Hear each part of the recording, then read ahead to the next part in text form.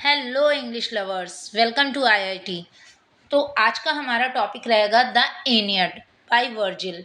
ये वर्जिल की एक एपिक पोयम है। This is a Latin epic जिसे वर्जिल ने 12 बुक्स में कंप्लीट किया था। तो आज इन 12 बुक्स की हम एक बहुत ही शॉर्ट समरी देखेंगे। तो लेट्स बिगिन। समरी स्टार्ट करने से पहले हमें इसका बैकग्राउंड समझना बहुत ज़रूरी है। बिकॉज़ एनियड की जो स्टोरी है उसमें एनियास की जर्नी को दिखाया है। एनियास जो हीरो है इस एपिक का, उसकी जर्नी को दिखाया है। वो कैसे कितनी प्रॉब्लम्स फेस करता है एंड एट द एंड वो कैसे रोम सिटी फॉर्म करता है। लेकिन उसको समझने से पहले हमें इसका बैकग्राउंड समझना बहुत ज़रूरी है, क्योंकि जो भी चीज़ें होंगी वो रिलेटेड हैं किससे, गॉड से एंड सुपर नेचुरल पावर्स से। ठीक है, तो उन सुपर नेचुरल पावर्स की क्या स्टोरी है हमें वो समझना बहुत ज़रूरी है। अब जो लोग ये बैकग्राउंड ऑलरेडी जानते हैं तो वो थोड़ी सी वीडियो स्किप कर सकते हैं, वरना पहले हम इसका बैकग्राउंड बताते हैं। So let's start. सबसे पहले ओलंपस, ओलंपस नाम की एक जगह है। ठीक है, यहाँ क्या कहते हैं, अर्थ पे नहीं है, अर्थ के बाहर ऊपर सुपर नेचुरल पावर की बात हो रही है ना, तो हेवन की बात समझ लीजिए आप। तो ओलंपस नाम की जगह है, वहाँ पर बहुत सारे देवी देवता इकट्ठा हैं, बहुत सारे गॉड्स और बहुत सारे गॉडेस, मतलब एक तरीके से पार्टी चल रही है। ठीक, तो बेसिकली बहुत सारे देवी देवता हैं, लेकिन उनमें जो मेन है, जो जिनसे स्टोरी हमारी रिलेटेड है, पहले हम उसको बताते हैं। तो स्टोरी से रिलेटेड जो गॉड और गॉडेसेस हैं, बस हम उसको डिस्कस करते हैं। तो सबसे पहले यहाँ पर है हमारे एरिस, ये भी एक गॉड है। इसके अलावा 3 देवियाँ, ठीक है, जो पूरी तरीके से रिलेटेड हैं स्टोरी से, तो आप इन्हें समझ लीजिए। पहली है वीनस, जूनो एंड मिनर्वा। ये रोमन गॉडेसेस हैं। ग्रीक में इनको बोला जाता है एफ्रोडाइटी। वीनस का नाम है एफ्रोडाइटी, जूनो को हेरा बोला जाता है एंड मिनर्वा को एथेना बोला जाता है। तो अभी इसकी स्टोरी में बस इतने ही मेन कैरेक्टर्स हैं। अब जैसा कि मैंने बताया कि ओलंपस में सभी देवी देवता इकट्ठा हैं, वहाँ पर एरिस आकर एक गोल्डन एप्पल फेंकते हैं, जिस पर सबसे सुंदर होने का खिताब मिला हुआ था। मतलब बेसिकली ये एप्पल जिसको मिलेगा, ये उसे मिलेगा जो सबसे सुंदर होगा देवी और देवताओं में। तो सभी जितने भी देवी देवता होते हैं उनमें खलबली मच जाती है। सभी अपने आप को सबसे सुंदर बताने की कोशिश करते हैं। तो लास्ट में बचती हैं ये 3 देवियाँ। ठीक है, सारे कॉन्टेस्टेंट हैं जिसमें लास्ट में ये 3 देवियाँ बचती हैं। अब इन तीनों देवियों में सबसे खूबसूरत कौन सी देवी है, इस बात को चुनने के लिए एक मॉर्टल मॉर्टल मतलब एक इंसान को चुना गया। किसको? पेरिस को। पेरिस ऑफ ट्रॉय, यानी कि ये एक राजकुमार था ट्रॉय का, जो बहुत ही हैंडसम, मतलब दुनिया का सबसे हैंडसम जो पर्सन है, जो पुरुष है, वो ये था पेरिस। इसको चुना गया कि ये चुनेगा इन तीनों में से सबसे सुंदर कौन है। तो ये तीनों अपने अपने हिसाब से पेरिस को इम्प्रेस करने की कोशिश करती हैं ताकि उन्हें एज अ विनर चुना जाए। ठीक है, इतना समझ में आया। तो सबसे पहले एथना पेरिस से ये बोलती है कि अगर तुम मुझे सबसे सुंदर देवी चुनोगे तो मैं तुम्हें एक वरदान के रूप में दूंगी कि तुम कभी भी किसी भी युद्ध में नहीं हारोगे, मतलब तुम जितने भी वॉर लड़ोगे उसमें तुम ही विजेता होगे। ठीक है, हीरा ने बोला, हीरा उसे क्या देने का वादा करती है कि अगर तुमने मुझे चुना तो मैं तुम्हें धन और संपत्ति से माला माल कर दूंगी। अब बात आती है एफ्रोडाइटी की। तो एफ्रोडाइटी ने कहा कि अगर तुमने मुझे चुना तो मैं तुम्हें दुनिया की सबसे खूबसूरत महिला देने दूंगी। और दुनिया की सबसे खूबसूरत महिला थी कौन? वो थी हेलन। इस नाम को याद रखिएगा, हेलन दुनिया की सबसे खूबसूरत महिला थी, जो कि ग्रीक के ही एक राजा हैं जिसका नाम है मेनेलियस, तो इनकी वाइफ थी। ठीक है, जिसको देने का वादा किसने किया? एफ्रोडाइटी ने वादा किया कि मैं प्रिंस को हेलन दूंगी, हेलन जो कि वाइफ है मेनेलस की। इतना क्लियर है। तो ये जो पेरिस था जिसको चुनना था इन तीनों में से सबसे खूबसूरत देवी को, तो उसे एफ्रोडाइटी की बात पसंद आई। मतलब उसे ना तो युद्ध में जीतना था और ना ही उसे बहुत सारा धन दौलत चाहिए थी। उसे क्या चाहिए था? एक सुंदर महिला। तो उसने एफ्रोडाइटी को ही सबसे सुंदर देवी घोषित कर दिया। मीन्स वो गोल्डन एप्पल एफ्रोडाइटी को मिल गया। एफ्रोडाइटी को हम वीनस भी बोल सकते हैं। ठीक है, ये रोमन नेम है और ये ग्रीक नेम है। अब जब एफ्रोडाइटी को सबसे सुंदर बोल दिया गया तो ये जो हेरा एंड एथेना थी, ये दोनों इससे नफरत करने लगी, एफ्रोडाइटी से, ठीक है। इससे नफरत करने लगी और इसके सपोर्ट में जो होंगे तो ऑब्वियसली उनसे भी नफरत करेंगी। आगे जो हमारी एनियड की स्टोरी है वो है एफ्रोडाइटी के बेटे की, जिसका नाम एनियाज है, ठीक है। तो बेसिकली उससे भी हीरा और एथेना नफरत करती हैं, ठीक है, वो हम स्टोरी में समझेंगे। तो इतनी स्टोरी आपको क्लियर हो गई, ठीक है। अब ये स्टोरी यहीं पर बंद करते हैं कि मतलब इन दोनों देवियों और इस देवी के बीच में बेसिकली दुश्मनी हो गई है, क्योंकि इसको सबसे सुंदर देवी का खिताब मिला हुआ है। अब आते हैं हम धरती पर। अभी तक हम लोग क्या थे, धरती से बाहर आसमान में थे, स्वर्ग में थे। अब हम आते हैं धरती पर। धरती पर क्या होता है, अब पेरिस को उन्होंने जो वादा किया होता है एफ्रोडाइटी ने, उसी के अकॉर्डिंग वो क्या करती हैं, हेलन को दे देती हैं, किसे, पेरिस को। तो पेरिस हेलन को लेकर, सॉरी, अपनी सिटी ट्रॉय आ जाता है, मतलब हेलन को एक तरीके से भगा कर, क्योंकि वो वाइफ तो मिलेनस की थी ना, तो उसे लेकर के सिटी ऑफ ट्रॉय आ जाता है। अब यहाँ पर जो दोनों देवियाँ नफरत करती होती हैं वीनस से, वो क्या करती हैं, वो हेलन का जो हस्बैंड है यानी मेनालस के दिल में इतना गुस्सा, इतनी नफरत भर देती हैं कि उसे अपनी वाइफ को वापस लेके आना है। तो बेसिकली ट्रॉय और ग्रीक्स के बीच में युद्ध शुरू हो जाता है, ठीक है, क्योंकि उनको अपनी जो क्वीन है उन्हें वापस लेकर आना है। अब ग्रीक पहुंच तो जाते हैं ट्रॉय पर अटैक करने के लिए, लेकिन ट्रॉय के मतलब पूरे शहर के अराउंड एक बहुत बड़ी दीवार होती है और उस दीवार से अंदर एंटर करना बहुत मुश्किल होता है, ठीक है। तो ये ग्रीक्स बेसिकली वहाँ पर एंटर नहीं कर पाते हैं। तो ये युद्ध 10 सालों तक इसी तरह चलता रहता है और कोई हल नहीं निकलता है। बाद में ग्रीक आर्मी जो है वो एक हॉर्स बनाती है, एक वुडन हॉर्स। ये शायद आपने बचपन में स्टोरी भी पढ़ी होगी। तो वो एक वुडन हॉर्स बनाते हैं और ऐसा प्रिटेंड करते हैं कि ये लोग हार गए हैं, अब जा रहे हैं। कुछ सैनिक नाव से वापस जा भी रहे होते हैं, ठीक है। तो ट्रॉय के जितने भी सैनिक हैं उनको ऐसा लगता है कि ये लोग हार गए हैं, अपनी हार मानकर जा रहे हैं, ठीक है। लेकिन वो यहाँ पर ये वुडन हॉर्स छोड़ के जाते हैं। तो ट्रॉय के लोगों को ऐसा लगता है ये एक तरीके से प्रेजेंट है हमारी जीत का, तो ये इस हॉर्स को अंदर ले आते हैं अपनी सिटी में, बेसिकली उस दीवार के अंदर ले आते हैं जहां ग्रीक एंटर नहीं कर पा रहे थे। अब इस जो हॉर्स होता है वुडन हॉर्स, इसका जो स्ट्रक्चर है वो बहुत हॉलो सा बना होता है, खाली सा बना होता है। तो अंदर बहुत सारे ग्रीक सोल्जर्स बैठे होते हैं और जब रात हो जाती है, मतलब सब ऑलमोस्ट सो जाते हैं, तब ये ग्रीक सोल्जर्स बाहर निकलते हैं और जो गेट होते हैं उस दीवार को उनको खोल देते हैं। तो बाकी सोल्जर्स भी आ जाते हैं और बेसिकली ये लोग जीत जाते हैं, ठीक है। तो ये थी बैकग्राउंड स्टोरीज। अब हम आते हैं हमारी मेन स्टोरी पे, जो कि है एनियड। तो इसके कैरेक्टर सबसे पहले समझ लेते हैं। तो एनियास जो कि हीरो है हमारी पूरी स्टोरी, पूरी महाकाव्य का। एंकाइसिस ये फादर हैं एनियास के। वीनस इनकी मदर है, मैंने बताया ये देवी हैं जिनको सबसे सुंदर होने का खिताब मिला हुआ है। क्रूशा ये फर्स्ट वाइफ है एनियास की। एस्कैनियस ये एनियास का बेटा है। इवेंडर एंड पैलास ये एक फ्रेंड है, एक तरीके के एनियास से फ्रेंड नहीं होते हैं, ये बाद में युद्ध में सपोर्ट करते हैं। कहाँ पर इनका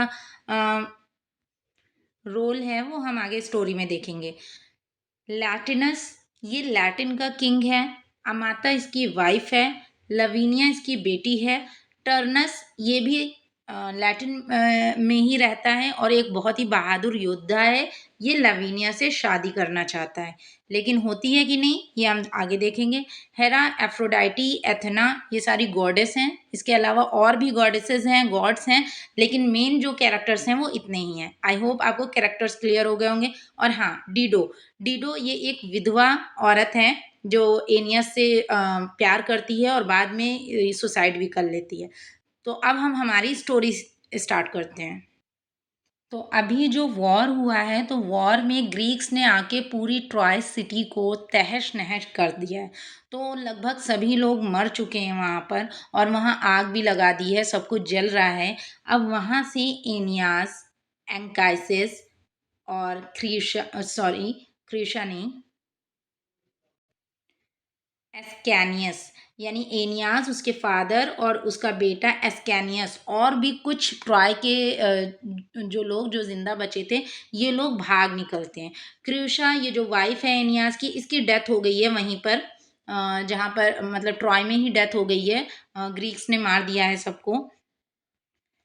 अब एक प्रोफेसी है, मतलब एक भविष्यवाणी है कि एनियास जो है, ठीक है, वो फ्यूचर, उसका जो फ्यूचर है वो इटली में है। तो ये लोग जो बचे हुए होते हैं, यानी एनियास, उसका फादर और उसका जो बेटा होता है, ये लोग निकलते हैं इटली के लिए, ठीक है। तो समुद्र के रास्ते जा रहे होते हैं। अब समुद्र में आ जाता है एक भयंकर तूफान, जिससे ये सब रास्ता भटक जाते हैं और इनको रुकना पड़ता है कार्थेज में। कहाँ रुकना पड़ता है? कार्थेज, ये एक जगह का नाम है, ठीक है। और कार्थेज की जो क्वीन है उसका नाम है डीडो, और ये एक मैंने बताया कि विधवा क्वीन है। और जो डीडो है, इसी ने इस शहर की स्थापना भी की है। तो क्वीन डीडो एनियस का बहुत अच्छे से स्वागत करती हैं, उसकी खूब आग भगत करती हैं। अब ये जो क्वीन डीडो है, ये एक फिनिशियन राजकुमारी है, ठीक है, और इसके हस्बैंड को इसके ही भाई ने मार दिया है। तो वो वहां से भागकर यहाँ कार्थेज उसने एक सिटी बनाई और यहाँ की वो क्वीन है। आज जब एनियास यहाँ पे रुका होता है, तो वो डीडो को अपने ट्रॉय की स्टोरी बताता है कि कैसे 10 साल तक ये लोग युद्ध लड़ते रहे और आखिर में ग्रीक्स ने ट्रोजन को धोखा दिया, वो लकड़ी का हॉर्स बनाया था। और ग्रीक्स किस तरीके से उस हॉर्स में बैठकर उन्होंने ट्रॉय शहर में एंटर किया, और उसमें बहुत सारे जो सैनिक थे उन्होंने फिर निकल कर सिटी ऑफ ट्रॉय को तहस नहस कर डाला। तो ये सारी स्टोरीज, अपनी बहादुरी की कहानी, किस्से सब बताता है। और किसी आगे बताता है कि उसके उसकी भविष्य में ये भी लिखा है कि वो आगे चलकर इटली में उसका एक शानदार भविष्य है और वो एक रोम शहर का निर्माण भी करेगा। तो ये सब चीज़ें बताता है। अब एनियास की इन बातों को सुनकर धीरे-धीरे डिडो को उससे प्यार हो जाता है। तो वो अपने प्यार का इज़हार करती है और कुछ समय तक वो लोग साथ-साथ रहते भी हैं। लेकिन तभी एक दिन देवता जो हुए हैं, क्योंकि मैंने बताया ना इसमें सुपरनैचुरल पावर्स भी साथ-साथ चलती रहेंगी। तो देवता एनियास को उसके भविष्य की याद दिलाते हैं कि तुम्हें एक नए शहर की स्थापना करनी है। तो एनियास फिर वो शहर छोड़कर, कौन-सा शहर? कार्थेज छोड़कर फिर से अपनी यात्रा शुरू कर देता है। इधर जो डीडो होती है, ये पूरी तरीके से एनियास के प्यार में पड़ चुकी होती है, तो वो उससे जुदाई का गम बर्दाश्त नहीं कर पाती और सुसाइड कर लेती है। तो डीडो की कहानी बस इतनी ही थी। बेसिकली हम लोग 4 बुक कंप्लीट कर चुके हैं, यानी डीडो की कहानी 4 बुक तक थी, तो यहाँ पर इसकी कहानी ख़त्म हो जाती है। अब ये ट्रोजन्स फिर से इटली के लिए रवाना होते हैं। तो थोड़ी दूर चलने के बाद जब ये पहुँचने ही वाले होते हैं वहाँ तक, तो अचानक से फिर से तूफ़ान आ जाता है, मौसम ख़राब हो जाता है। और ये सब मौसम ख़राब जो हो रहा था, तूफ़ान आ रहा था, ये जो प्रॉब्लम्स आ रही थी, ये किस लिए आ रही थी? ये वही जूनो, मैंने बताया ना, जो देवियाँ नफ़रत करती हैं इससे। किससे? एनियास से। क्यों नफ़रत करती है? क्योंकि एनियास वीनस का बेटा है, उस देवी का जिसको सबसे सुंदर होने का खिताब मिला हुआ है। तो वो एनियास के रास्ते में रुकावटें डाल रही थी। इसीलिए इस तरीके से ख़राब मौसम होता था, तूफ़ान आ जाता था, ये रास्ता भटक जाते थे। तो फिर से ही वैसे हुआ और इस बार इन लोगों को रुकना पड़ा सिसिली में, ठीक है? अब सिसिली में ही एनियास के पिता जो एनकाइसिस हैं, इनकी मौत हो जाती है। मौत के साथ-साथ ये जो ट्रोजन वुमेन होती हैं, मतलब कि जो ये लोग जब भाग रहे होते हैं, तो जितने भी लोग वहाँ पे बचे थे, लेडीज़, जेंट्स, सभी उस समुद्री रास्ते से भाग के आए होते हैं। तो जो विमेन होती हैं, वो इतना फ्रस्ट्रेट हो जाती हैं कि वो आकर पूरा, मतलब जो भी उनके शिप थे, जो भी उनके जहाज़ या नाव थी, उनको जलाने लगती हैं, मतलब फ्रस्ट्रेशन में। और वो भी सब वही ऊपर से देवी-देवता करवा रहे हैं, ठीक है? जो नफ़रत करते हैं इन लोगों से। लेकिन फिर उसे जो अच्छे देवी हैं, जो इनके सपोर्ट में हैं, वो बारिश करवा देते हैं और वो आग वगैरह बुझ जाती है। एनियास को अपने पिता का सपना आता है, इसके पिता मर चुके हैं ना, तो उसे सपना आता है, वो उसे बताते हैं कि किस तरह उसे अपने मिशन को कामयाब बनाना है। तो एक बार एनियास अपने पिता से मिलने के लिए क्यूमे की सिबिल द्वारा निर्देशित होकर अंडरवर्ल्ड में उतरता है। मतलब क्यूमे एक तरीके से क्यूमे एक जगह का नाम है, वहाँ पर सिबिल, सिबिल का मतलब क्या होता है? सिबिल मीन्स होता है एक तरीके से प्रॉफिट, ठीक है, मैसेंजर, एक तरीके से गॉड के मैसेंजर होते हैं। तो उनके हेल्प से अंडरवर्ल्ड में उतरता है। अंडरवर्ल्ड मतलब वो दुनिया जहाँ पर लोग मरने के बाद जाते हैं। तो वहाँ पर वो क्या देखता है, वहाँ पर देखता है कि जिन लोगों को क्या कहते हैं, सही तरीके से उनका मरने की जो भी संस्कार होते हैं, सही से दफ़नाया जाता है, पूजा-पाठ वग़ैरह जो कुछ होता है, जिनका सही से हुआ है, वो आत्माएँ तो सुकून से रह रही हैं। लेकिन जिनका ये सब नहीं हो पाया है, वो सब अभी भी भटक रही हैं, बहुत परेशान हो रही हैं। तो जब वो अंडरवर्ल्ड जाता है, तो वहाँ पर उसे क्या दिखाई देता है, वहाँ उसे रोम का फ्यूचर की हिस्ट्री और नायकों की प्रतियोगिता दिखाई जाती है। रोम वही शहर जिसे एनियास को जिसे फ़ॉर्म करना है और वो फ़ॉर्म करेगा भी, लेकिन ये मुश्किलें वो रास्ते में झेल रहा है। ठीक है? और बेसिकली ये सब चीज़ें जो हो रही हैं, उसका अंडरवर्ल्ड में उतरना, लोगों द्वारा उसे समझाया जाना, उसके ख्वाबों में आना, तो ये इसीलिए हो रही हैं कि उसे समझ में आए कि उसके मिशन की इम्पोर्टेंस क्या है। उसे अपना मिशन कंप्लीट करना है और उसे कहीं रुकना नहीं है। अब आखिरकार जो एनियस होता है वो पहुंचता है इटली। अब इटली में जो मैंने बताया ना, लैटिन किंग लैटिनस होता है, वो ट्रोजन्स का खूब आदर सत्कार करता है। क्यों करता है? दरअसल इस लैटिन की भी जो ये लैटिनस है ना, इसकी भी एक भविष्यवाणी थी कि एक फॉरेनर आएगा और उसका सारा राज्य छीन लेगा। तो अगर उसे अपना राज्य बचाना है, तो उसे अपनी बेटी यानी लवीनिया की शादी उस फ़ॉरेनर से कर देनी होगी। मतलब अगर वो अपनी बेटी लवीनिया की शादी उस फ़ॉरेनर से कर देगा, तो उसका राज्य बच जाएगा। तो उसकी ये भविष्यवाणी थी और बेसिकली जो एनियस था, वो एक तरीके से फ़ॉरेनर था। तो लैटिनस चाहता था कि उसकी बेटी की शादी एनियस से हो जाए। लेकिन हर कहानी में विलन ज़रूर होता है, तो यहाँ पर भी कुछ विलन हैं, जैसे कि अमाता और टर्नस। अमाता मैंने बताया जो लैटिनस की वाइफ़ है और टर्नस एक वहाँ का योद्धा है जो लवीनिया से शादी करना चाहता है, ठीक है? तो ये जो अमाता और टर्नस, अमाता भी लवीनिया की शादी टर्नस से करवाना चाहती हैं क्योंकि वो नहीं चाहती कि उनकी बेटी किसी फ़ॉरेनर से शादी करे। इसलिए अमाता और टर्नस ये दोनों दुश्मन बन जाते हैं किसके? एनियास के, ठीक है? अब इसी बीच एक प्रॉब्लम हो जाती है। क्या हो जाती है? एनियास का जो बेटा होता है एस्कैनियस, ठीक है? वो एक हिरन का शिकार कर लेता है और वो हिरन कोई आम हिरन नहीं था, वो वहाँ के जो स्थानीय चरवाहे थे उनका पालतू जानवर था। तो वाद-विवाद होने लगता है, लड़ाइयाँ छिड़ जाती हैं और कई लोग मारे जाते हैं। अब टर्नस तो मौके की तलाश में था एनियस से लड़ने के लिए, तो वो मौके का फ़ायदा उठाकर क्या करता है? युद्ध शुरू कर देता है। अब एनियास के पास तो युद्ध के लिए कोई सेना-वेना तो है नहीं, क्योंकि वो तो बेचारा एक फॉरेनर की तरह आया हुआ है, कुछ लोग हैं उसके पास बस। तो वो नदी के देवता टाइबरनियस, इसमें मेंशन नहीं है, टाइबरनियस ये नदी के देवता हैं। बेसिकली ये भी एनियास की हेल्प करना चाहते हैं। तो वो उसको बताते हैं कि तुम पड़ोसी जनजातियों से सैन्य सहायता मतलब सैनिकों की सहायता मांगने के लिए जाओ। तो ये चला जाता है। अब जब ये यात्रा के लिए चला जाता है, तो इसी यात्रा में उसकी माँ, किसकी? एनियस की जो माँ कौन थी? वीनस। वो उसे वल्कन द्वारा निर्मित हथियारों का एक नया सेट देती है। मतलब इससे किसी को भी मारेगा, एनियस अगर किसी को मारेगा तो वो तुरंत मर जाएगा। अब एनियास वहाँ पर तो है नहीं जहाँ पर टर्नस है, तो टर्नस क्या करता है? हमला कर देता है एनियास के लोगों पे, यानी ट्रोजन्स पे हमला कर देता है। और जब एनियास वापस आता है तो वहाँ देखता है कि उसके जितने भी साथी थे वो सब बेचारे घायल पड़े हैं। साथ ही साथ जो इवैंडर और पालाज मैंने बताया ना, ये हेल्प करते हैं एनियास की युद्ध में। तो जो पालाज है इसको मार देता है कौन? Uh, turns.